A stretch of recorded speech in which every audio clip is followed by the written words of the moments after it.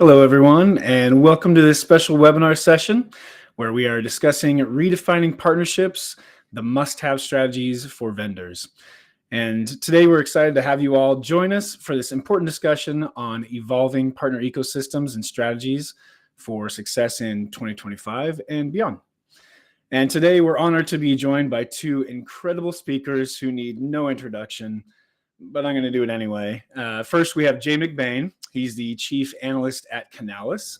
And if you haven't met Jay or heard him speak, today's your lucky day. He's one of the most respected voices in the global channel ecosystem. And with nearly 3 decades of experience and numerous accolades, Jay's insights have helped countless vendors stay ahead of the industry shifts and also thrive in complex ecosystems, Impartner included. So thank you, Jay. And joining him is Dave Taylor, our CMO or Chief Marketing Officer at Impartner. You may recognize him as as the beloved MC of ImpartnerCon, pretty much everyone that we've done, I think. I feel like Troy McClary. You may know Dave from such things as. Anyway, Dave's a seasoned tech entrepreneur with 5 successful exits.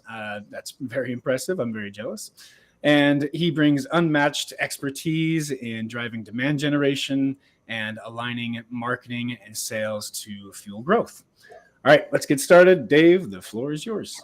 Thanks, Trevor. And it's even more exciting to let you know that it's now up to 6 successful exits. So let's go. Let's keep that engine running. Hey, it's great to be here. I'm really excited for this. We sat down at the Channel Partner Expo down in Las Vegas, going back to probably March of this year. Trevor was there and Jay and I, and we were talking through some of the dramatic shifts that we've seen in the partnering landscape, shifts in strategies, the continued emergence of services as an important part of the revenue stream, and yet how resale does continue to play a strategic role in kind of anchoring the partners in the ecosystem. And we talked a lot about vendors and what vendors can and should be doing to become or remain the vendor of choice for partners in their community, in their ecosystem. And so we worked with Canalys, we worked with Jay and the Candefaro group that does the research with them to put together a survey and go out and ask people in the partnering space, what are you looking for? What does make a vendor the vendor of choice? What strategies should vendors be using to attract you into their ecosystem? So Jay's going to talk about that. I'll wrap up with a couple of comments on the challenge that vendors have in improving the ROI of the programs that they run and being able to speak ROI languages to the C-suite within the companies. And then we're going to have an opportunity to have a great Q&A with Jay at the end. So Jay, with no further introductions, let's pass it over to you. Thanks for your work on this. All right, well, thank you. And it's a team sport here. There was many people at Canalys and Impartner that came together for this. And like you said, it started as a conversation because I know you're feeling it at Impartner. You have hundreds and hundreds of clients that are talking about a different partner ecosystem, even from a couple of years ago. And obviously at Canalys, which is Latin for channel, we get a lot of inbound calls and inquiries about this changing channel and what it means and all these trends happening at once. We've got this new younger buyer partner demographic. We've got new firmographics, a platform economy, new economics of partnering happening. And oh, by the way, let's just throw in Gen AI for fun, a 20-year generational shift in technology all at the same time. So while we're all feeling this, it's great to go out and talk with partners and talk with vendors and talk with people on the front lines. And so actually doing research and structuring it. And what you see here is, a really large number of global partners that were surveyed around the world. We got really good access, into from North America into Europe and Asia Pacific into Latin America. If you see the number 550, that's almost twice the size of a survey to make it statistically relevant. So I would say that you can take these numbers to the bank. It's the biggest survey of its type that we've seen in many, many years, asking these questions. And we're asking about your business models, the infrastructure opportunities, challenges, and strategies for driving growth. We're at a point here, kind of finishing off 2024, moving into 2025. So it's a perfect time to think about that transition. And again, all these things happening at once, but some really new kind of fresh realities are starting to come out. And when you ask the first question to partners, how are you feeling? This sentiment question, this level of optimism. And it was kind of through the roof. 94% of partners are expecting growth. And in any market, in any of the 27 industries, you look around the world, there's no industry at this level. We measure 297 sub-industries. And it happens that VARs and MSPs and system integrators and ISVs, those who make up the broader channel community, are the most optimistic people in the world. And what's interesting, there's a historical context to this. This optimism we saw in 2008 and 2001. So this century, the two major kind of recessionary, even depressionary times where the tech industry pulled the world out of recession, it was actually partners were the tip of the spear of optimism that did this. And as we go into 2025, we're feeling this again, and we're obviously seeing this in research, that this same thing is going to happen for the third time in the 24 years of this century. So when you double click on the question, why are you feeling so optimistic? The technology advancements with many of these partners may have started back in the 1980s, 1990s, in the early client server days. Some may have started as cloud, born in the cloud, whether it was SaaS in 1999, maybe 10 years later with infrastructure in the cloud. But in the cloud era was the next 20 years of our industry. And now we're going through this technology advancement again. Many of our friends and neighbors and family came to us last March once they saw ChatGPT for the first time, create poetry, write music, create pictures out of nothing. And they all asked us, did we just light up Skynet here? Well, when there's new advancements, when there's new technology, when there's new questions to answer, this industry does really well. And obviously we're going through that phase right now. That was the number one answer. But adding to that, the cloud layers on top of that, the growth of cloud is somewhere between 20 to 30%, whether you're talking about business applications or infrastructure. And all the big companies we're watching on the stock market driving that. AI, as we mentioned, Internet of Things, automation. On top of this, you've got quantum computing and the metaverse and self-driving cars. There's robotics. There's about 20 kind of emerging techs right now that are all coming and all getting layers of Gen AI around them, which is interesting. Interesting to see specializations can come up as number 3. We know today that this, single throat to choke, or what used to be called the single business or trusted advisor, that era is over.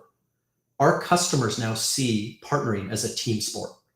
So when they're thinking about their outcome, and by the way, customers are different too. It's not just the CIO or the CISO or CTO or Chief Digital Officer that we're calling on. Lines of business, each of the lines of business, sales, marketing, operations, finance, HR, are spending over half their time now on tech. So it seems like everyone we're talking about is a tech conversation. But when you're talking to one of these professionals at your client, they need help around their job role. How do I become, the best HR professional is a different question than, how do I secure my environment? The second is, I'm one of 297 industries that we talked about. I've got compliance problems. I got regulatory problems. I got governance issues. There's all kinds of things going on around compliance that I have to think about. So I need expertise in that particular spot. Also with my geography, wherever I happen to live, the country, the state, the province I live in has another layer of complexity that I need expertise to help me through. The next thing is segment. I might be SMB. I might have 20 employees. I might have 200, 2,000, 20,000, 200,000. I might be a Fortune 500 company. But the fact of the matter is my capacity, my capabilities are different at each one of those steps. And I need people that understand how to implement, enterprise grade solutions at whatever level. The technology itself is an interesting one. Hundreds upon hundreds of layers. Next year will be $5.4 trillion of businesses and government spend on tech. about $1 trillion in hardware, about $1 trillion in software, and $3 trillion in services to pull it all together. Fact of the matter is, if we just pick on one of the pieces, which is SaaS, makes up less than 10% of all of what businesses and governments spend on tech and telco. But that less than 10% today has 2,262 categories on G2 Crowd. You can imagine the help they need in terms of building a 7-layer stack to get to their outcome. And then the final thing is all these models now. We came out of a pretty traditional linear supply chain of buying a product and having it shipped or having it installed. But subscription and consumption changed a lot of that. And now with generative AI, just in the last couple of months, we've seen hundreds of new decoder rings charging per agent, per image, per chatbot message, all these different things, which add even another layer of complexity. So when I'm that customer, I start to think there's 6 examples right there of specialization, which is driving growth. Where there's mystery, there's margin. That's the one consistency in the 43 years that we've been doing this in terms of partner channels. And here it is. This is kind of one of those slides that makes me smile every time I look at it. And it's the guiding force. And this is the inflection point right now that we're changing from where we've been to where we're going. If you're a vendor, what's made you successful up until this point will not make you successful going forward. And it shows up here. So when you show the life cycle of a customer on the right, you see it's circular. In a subscription consumption model, there is no end. It's a renewal-based, upsell, cross-sell, enrichment-based cycle that keeps spinning, hopefully forever, customer for life.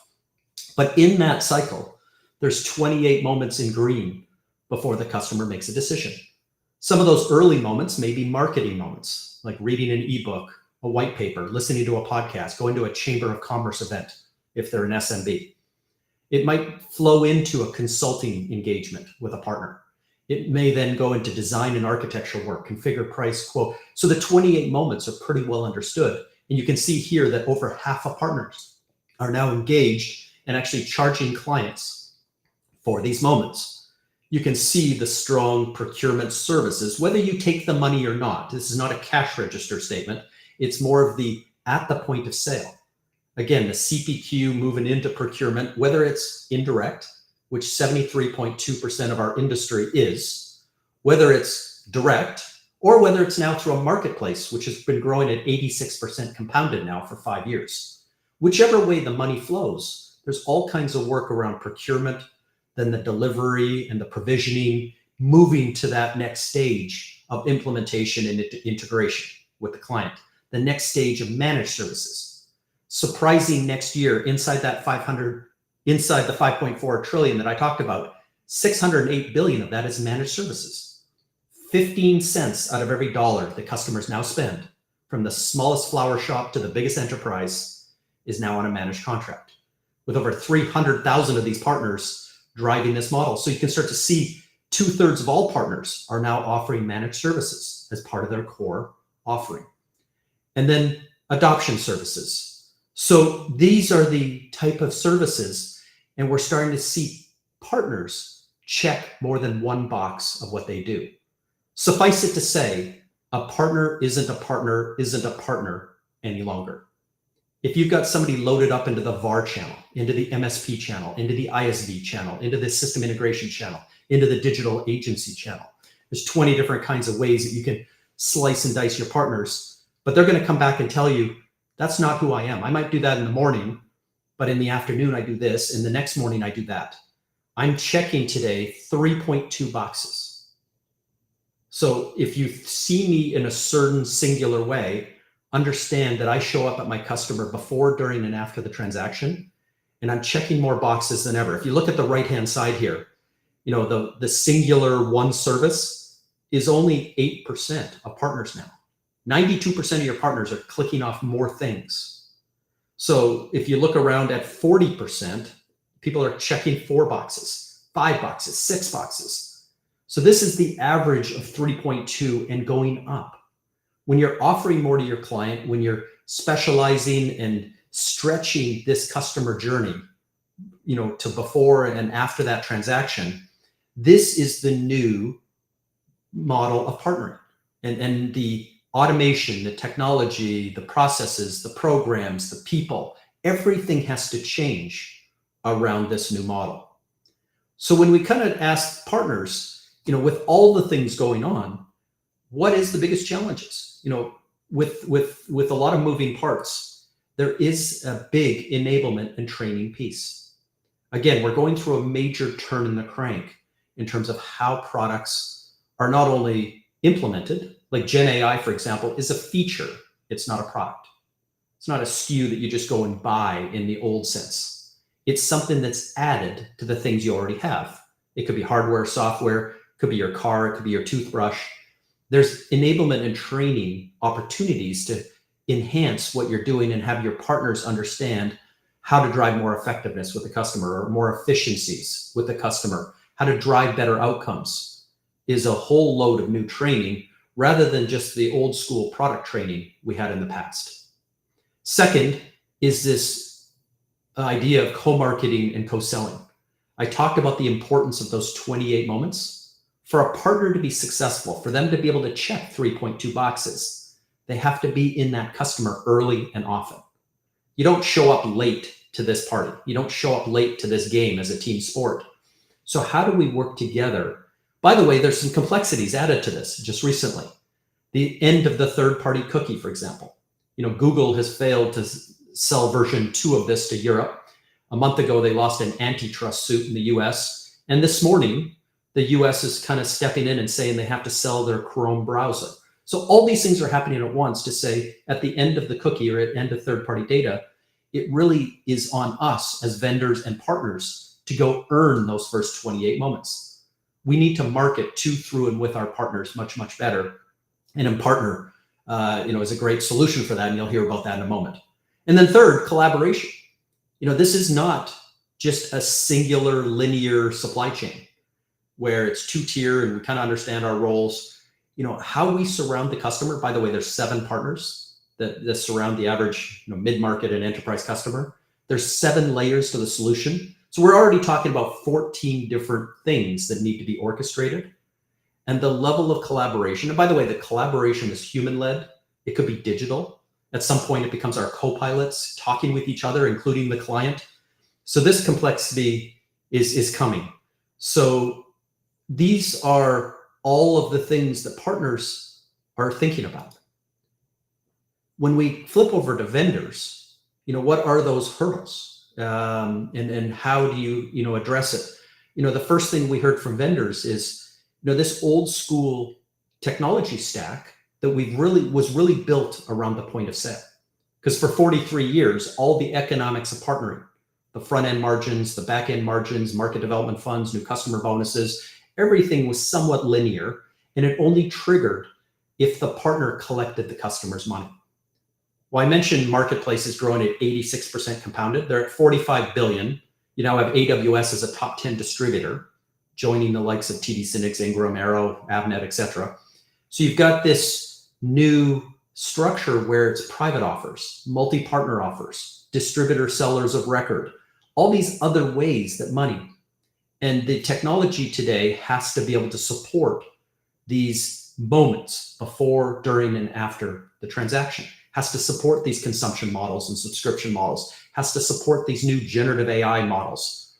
All these type of things say that maybe the stack that you built, 5 years ago or 10 years ago isn't capable of driving the needs. And that's number 2 here is data. We know that data is what fuels this next generation. The next 20-year turn of the crank we're going through is all about data. Having it cleansed, indexed, inferred, trained, and tuned into models. This AI co-pilot of channel is incredibly important.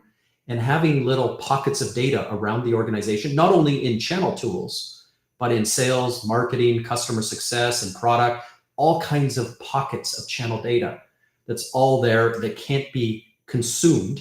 It can't be built into a central, data lake at this point. And therefore, some of these modern technologies that require good, accurate, up-to-date information to really shine aren't there. And then third is there's internal barriers still to this idea of partner.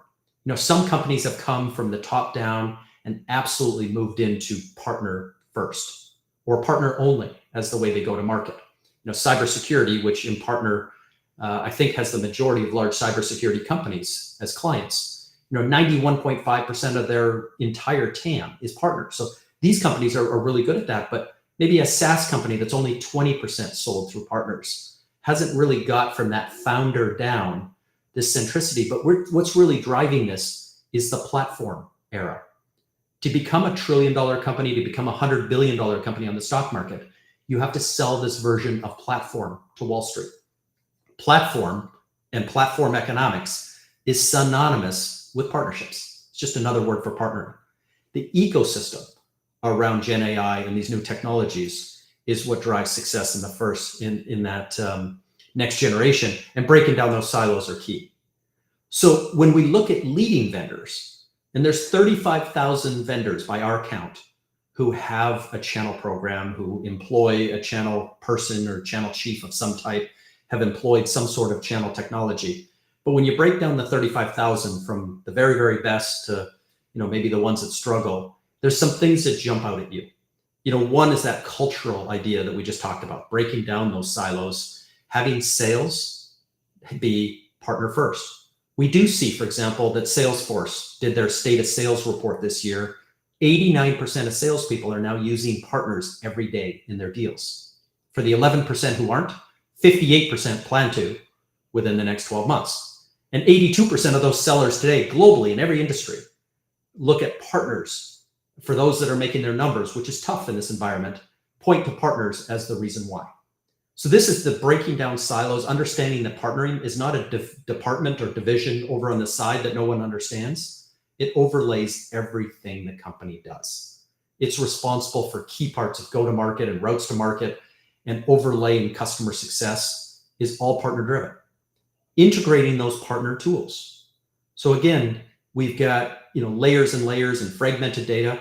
Here's an interesting thing. As we go through this change of demographics, where the majority buyer of the tech industry in 2025 will be a millennial born after 1982. That's a majority in quantity of buyer and budget. The number one criteria of this buyer is integrations. Better than service, support, price, brand reputation. It's now about integrations. Everything's about integrations. And guess what? Best-in-class vendors are integrating the layers and breaking down these silos, breaking down the fragments of data, building these data lakes, getting ready for this next generation of AI-driven partner programs. You look at the regular investments in training and enablement, back to the number one issue for partners, hiring best-in-class people. And that's not just channel account managers, that's organizationally wide, that understand ecosystems, that understand the only way you're going to be successful in your role is to include partners, maybe 7 partners that surround the customer. And then measuring is everything. Having success metrics, having things that relate to partnering all through the organization, and have tools underneath that that make those measurements reliable, repeatable, and scalable. To the point where these measurements, your CFO would sign off and say, I'd spend money on those measurements that are non-transactional. And you're starting to see out there companies by the dozens introducing point systems that are starting to pay on these measurements. Last week, it was Cisco. For the first time in 40 years, they dumped the gold, silver, bronze program, and they've gone to this point system where they're doing a better job of measuring and having the tools to go do that.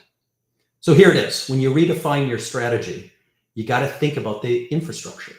So much more has to be automated. We have to do more with less. We've gone through a very tough period. There's been over 500,000 layoffs, and channels and marketing were affected probably more than other departments, which usually happens through these phases. So we're not just going to go back and hire, dozens, hundreds, thousands of people again. We're going to have to figure out all these things in a more automated, data-driven, technology, infrastructure-led way. Data-driven is absolutely everything. Having reliable data, decision-grade data to make this, for systems to work, for co-pilots to work, AI to work in the future. Everything again is about the data, the quality of data, the quantity of data in some cases, the cleanliness of that data, and the ability for that data to be inferenced, indexed into these models. And a culture. Obviously, it comes down to how people think. Did they think expansively about the ecosystem? Did they think in a surround mode, that to provide less friction in marketing, less friction in sales, or less friction to get that renewal or enrich that renewal, less friction in my product utilization? Every department has to start thinking about how partners can get me to those measurable goals, as opposed to more linear thinking within the department. So when I start thinking about infrastructure, one of the interesting things that came, again, a very big audience, 550 people here, 99% are absolutely behind PRM as a foundational tool and table stakes to what we're doing.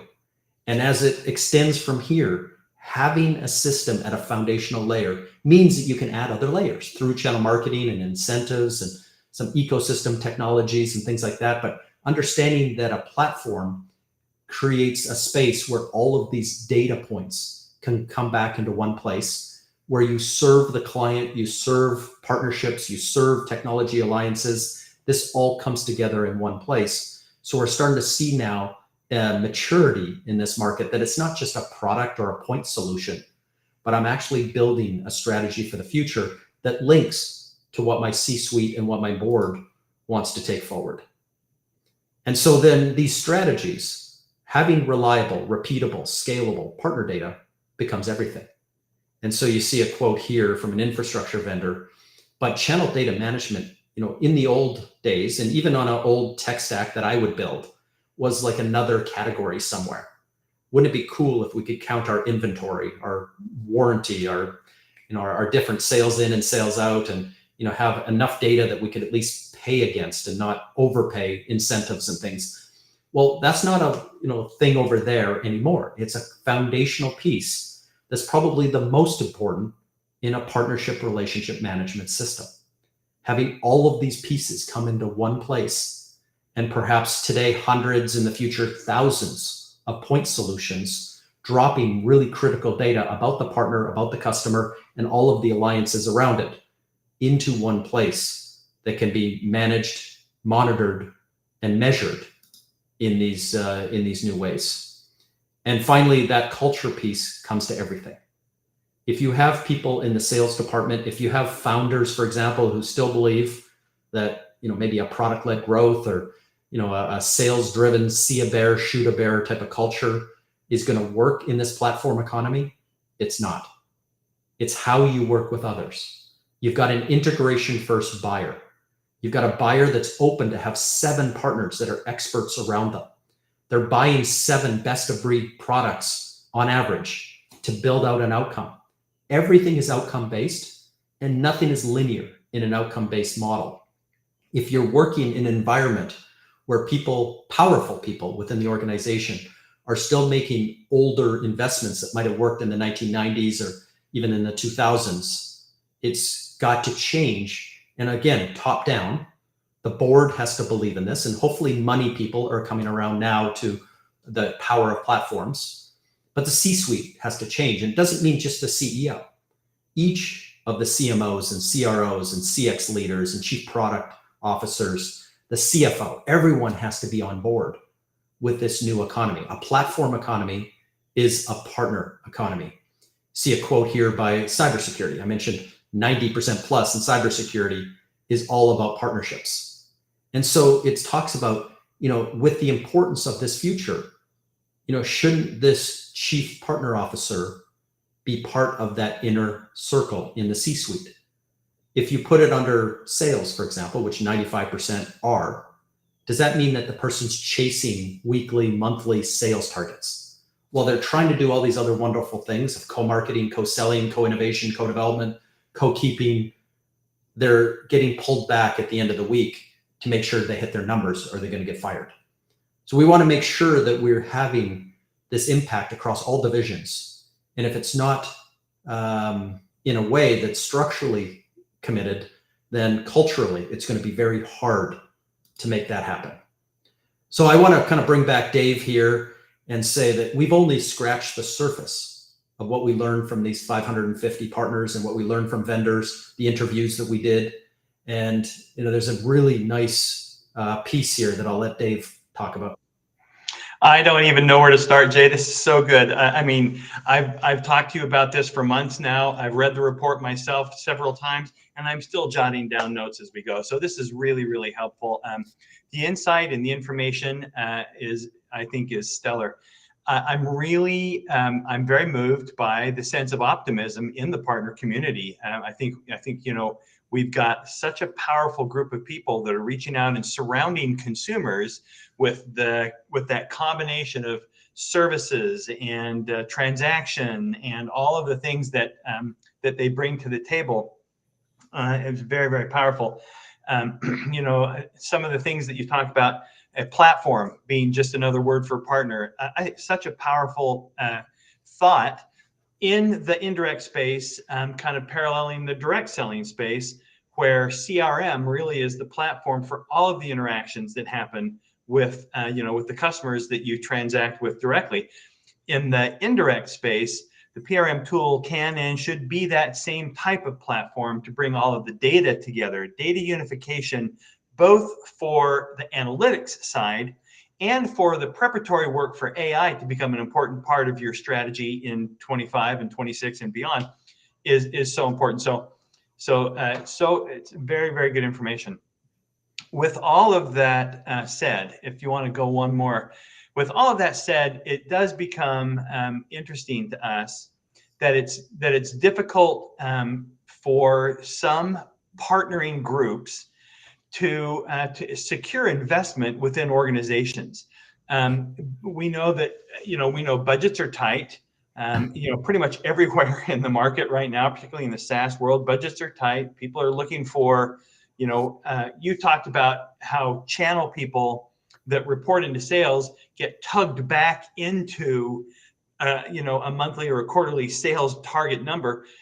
People do look for where's the revenue over how broad can I spread my umbrella. And so, it is a difficult environment. One of the things that Impartner has felt so strongly about is, can we enable our customers, and not just our customers, but people in general in the market, can we enable them to build a framework that allows them to have a dialogue with the C-suite and with the board in their organizations to help them understand? We believe, as you mentioned, that CFOs are willing to invest and anxious to invest where they're going to get the result, but we sometimes fail to provide them with a clear line of sight to what that result can be. If you were to say to a CFO in the direct sales side, hey, I found a lead routing software that's going to cost $10,000, but it's going to give us 2% more efficiency, they can pull out their HP12C and they can calculate quickly what that equals from a revenue perspective.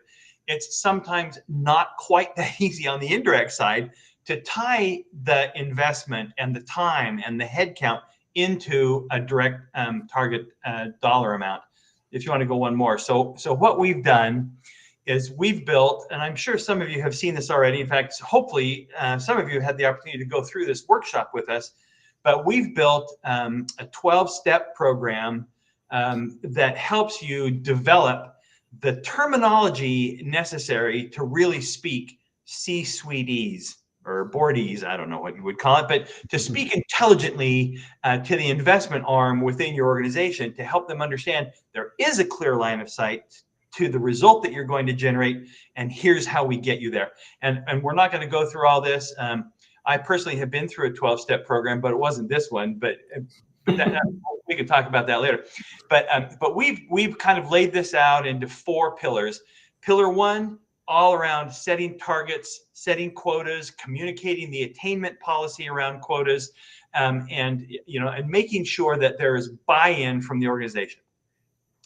Pillar 2 is, once you understand the targets that you're shooting for and the dollar amounts you're trying to grab, now you know how to build out your targeted ideal partner persona. Now you know how many partners you're going to need and what the geographic spread of them should be, etc. So that's all about pillar 2. Pillar 3 is the engine that drives that revenue production. That's the go-to-market engine, where you're quoting and transacting, and we're pushing leads out and bringing deal registrations in. So this is the real dollar generation aspect. Pillar 4 is hugely important. Jay, you talked about it as well. A couple times you mentioned the importance of tracking and reporting on the KPIs. I will say that, and by the way, step 12 is always the lather, rinse, repeat. Let's go see what we did when we pushed that lever. What was the result? Should we keep pushing it more, or should we push it less, right? Of all of these 4 pillars, when we've talked to literally hundreds of our customers in these workshops that we do, we find that the most important pillar, the pillar that has the highest correlation to a successful channel program, is actually pillar number 1. And it may sound surprising, but we find that there's a correlation to companies that successfully execute on pillar number 1. They do tend to have a higher degree of partner first thinking in the organization. The C-suite, the board, the executive teams all exhibit the behaviors and are bought into that indirect go-to-market motion, to the point where pillars 2, 3, and 4 tend to kind of fall into place. And so we again, like I say, Impartner has gone through this workshop. We give you a report card after the workshop to show you, first of all, here's what a good program looks like. Here's what yours is now. Here's how you should clean that up. And here's the page that helps you go talk to your executive team to prove to them that the investment that they're making and should be making into that indirect go-to-market motion is terribly important. So that's what we want to do. Our Impartner team has dropped into the chat a link to schedule a workshop if you want to go through that ROI validation. If you're an Impartner customer, it's great. It's easy for us to do because the reports are all in place. If you're not, we can still work through that with you, and would love to do that. You can also see the link in the chat for downloading the report.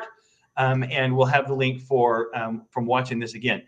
It's a rare opportunity to have time with Jay, and I want to just see if there are questions. Trev, you want to run kind of a Q&A session for us?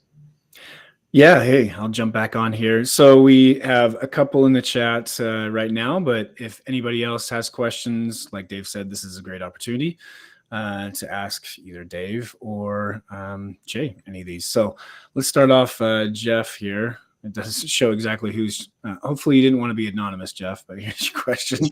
How do you convince the company to make structural changes to include partners? It all sounds good, but the reality is many channel chiefs report to the CRO and have a number to hit, and that makes their partner managers de facto salespeople, as opposed to people charged with developing and supporting partners. Honestly, Trevor, it's even worse than that. Because, Jeff, it's a great question, but even at the end of that, you can tack onto it. When there is a deal that closes through partners, the response from the executive team very often is, oh, well, we generated that lead and handed it to the partner. We would have had that revenue anyway, right? And so it's so difficult. And I mean, I have thoughts on that, but Jay, I want you to kind of weigh in on that first, and then I can throw my comments in after. Yeah, I think it breaks down. I mean, there's the emotional plea that I think most channel chiefs have tried and it's been marginally successful with.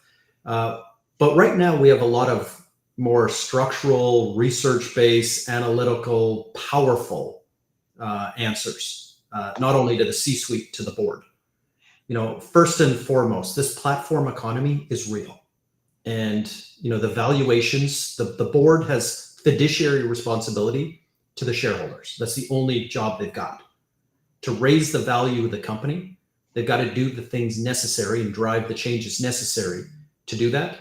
And as we're in this next phase of computing, you either win or lose in platforms. And without understanding economics of platforms, which again is synonymous with partnerships, that conversation has to happen at the board level. When I said that there was 7 partners around the customer, that's not a Canalys stat. That's a McKinsey stat. McKinsey, I think, advises every single one of the Fortune 500 boards. So this is, some of the smartest consultants on the planet saying, to the board, to the C-suite, your company, the future of your company. By the way, 52% of the Fortune 500 from 20 years ago no longer exists. And 71% of tech companies started 10 years ago no longer exist. So if I have fiduciary responsibility, I'm realizing that there's a change, a turn in the crank here. And I have some of the smartest people telling me that, yeah, they're, if I happen to be in cybersecurity, which I know this question, Jeff, is around that, 91.5% of the cash registers are indirect. That's one part of the conversation. But the other conversation for the board meeting is, let's talk about the 6 other people around the customer that have earned trust, that have earned this degree of influence. And are they, during our marketing, our selling, our customer success, our enriching, all the things necessary for us to be successful, are they providing friction? Are they helping us? Are they neutral? We need to start thinking of partnering as a team sport. And whether somebody collects the money or not, I need tools like Impartner to come and make sure that it's serving up the data, the metrics, the measurements, so that everyone through the organization can see the power of partnering. And nothing's binary. No deal is won or lost on one moment. Like I mentioned, there's 28 of those moments. While the sales team might have done something miraculous, the marketing team put out a campaign that was a chef's kiss perfect, 24 of the other moments happen somewhere else. And if we can start measuring and monitoring those moments and serve those up and say, hey, we got to moment 28, the customer bought from us. And while everyone did a great job, let's celebrate the fact that we're now measuring 14 of those 28 moments reliably. And we've got plans in place with Impartner to get that to 16 and then 18 in 2025. I don't think I would know any board member today, whether big, medium, or small, who would not want to carry on that conversation. Yeah. And the only thing I would add to that, because I think that's absolutely spot on. The only thing I would add to that is a little bit, the question is very, very slightly annoying, because what that says, and Jeff, I think this kind of gets to the point of what you're asking. What it says is, I'm very transactional in my partnering. And I don't think that's the right way to be. Strategically, I understand that, but there's planting apple trees and there's picking apples. And I think partnering is planting trees. You're broadening your brand awareness. You're broadening your go-to-market stature, the face of your company that's facing your potential customer base. It looks better. It looks more robust and more well-informed. And building out all of that does increase your ability to pick more apples, but that's not why you sign up a partner. I know that's probably heretical to say that, but that's my opinion. All right, we got one more question here. This one's anonymous, but from your point of view, what does the future of vendor-partner relationships look like as technologies like AI and automation continue to evolve? Now, I'll take the first stab at it. First of all, just understand the partner from a vendor perspective isn't a partner anymore in a silo. They're checking 3.2 boxes. We now have the research in front of us showing exactly down to the percentage point of what boxes they're checking and where. So it's more of a customer-facing relationship, talking about the before, during, and after moments of where you're working with that partner. The QBR from this moment forward changes significantly. And in a lot of cases, it changes from a margin conversation, which it has been for 43 years, into a multiplier conversation. The partner of the year, whether it's this week at Microsoft in Chicago, whether it's at the biggest events, is no longer who sells the most product. The partner of the year is the partner that makes $3 or $4 in services for every dollar the vendor sells, and does it in a way that absolutely delights the customer, that not only do they renew, but they enrich the contract every 30 days forever. That's the partner of the year of the future. And that's the vendor partner relationship that needs to happen. And those are the conversations that need to happen. The second part of the AI automation, a lot of these conversations are not going to be human. When my co-pilot talks to your co-pilot, when all the work is being done, underneath within Impartner, but so much of the enablement, so much of the other aspects of what was kind of a linear channel program could be done digitally. Digital first or digital only is what the new majority buyer and new majority partner wants. And so as I'm getting ready for AI and automation, as I'm starting to implement pilots, hopefully now and into 2025, these are the kind of conversations that changes this relationship forever. Yeah, I couldn't agree more. The interesting thing to think about, so I was at a conference not long ago where a channel chief of a huge, probably Fortune 50 company made an interesting observation where she said, AI is not going to take your job, but somebody that knows how to use AI really, really well is going to take your job. Mm-hmm. And I think about that, and I think, in the B2C space where you're selling directly to consumers, there's so much work and so much enablement being done around AI to bring your consumer to the solution they're looking for in an immediate and intelligent way. Why should that be any different than the indirect space, right? In the indirect space, we see research showing how important portals are. You know why portals are so important? Because your partners need your assistance in closing their deals and providing their services. They need you to enable them. But asking them to come log into a portal and then dropping them into a SharePoint directory with 20,000 documents to sift through looking for what they need, that's not the partner experience that we're looking for. The partner experience you want to provide is use that AI capability. And I'm not talking about generative. I'm talking about good, predictive, understanding AI. Use that capability to have a partner come in and say, I'm working on a deal with some company that looks like this. Oh, well, you probably want this content. You probably want this data. Here's the price sheet you're going to work off of. Here's 3 case studies for companies that are like that. If you can use that AI engine to provide that content in an immediate and context-sensitive way, you're going to win the game.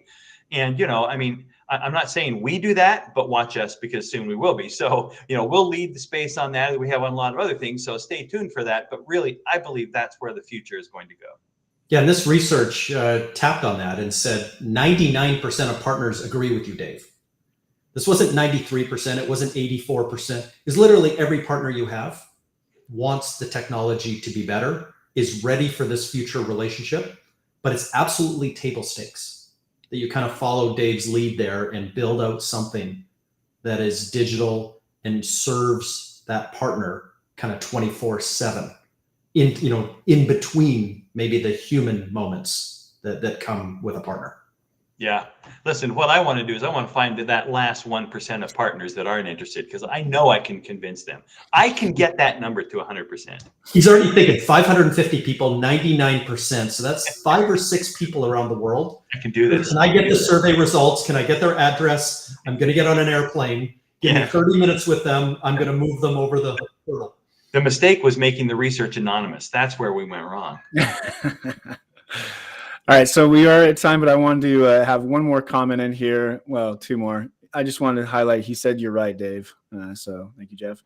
And then the last question there is from Jonathan. So it says, when going after potential new partners, how would you prioritize the partners that would bring trackable revenue, affiliate or referral, versus the partners that would bring brand awareness or social awareness, et cetera?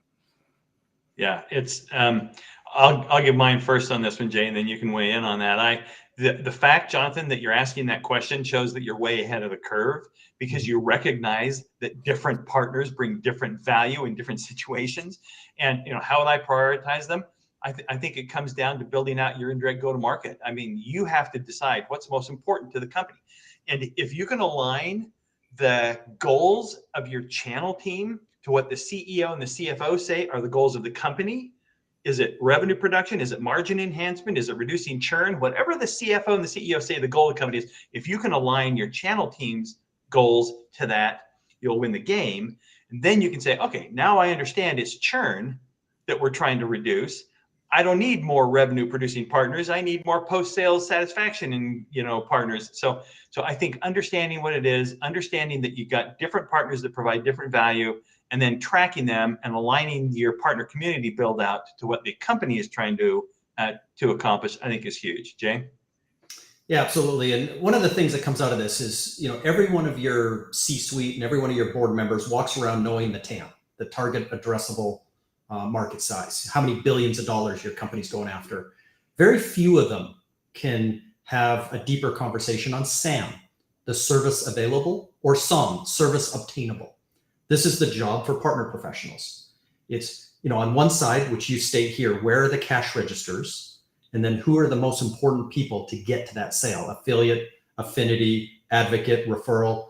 Impartner made an acquisition in this space and has a pretty deep tool set in partners that are really important, that actually don't collect the money, but are key on transactional. And so that's even another webinar we could have that goes deep into that topic. But there's a nuance to the second question. This idea that everything else that isn't sales is just branding.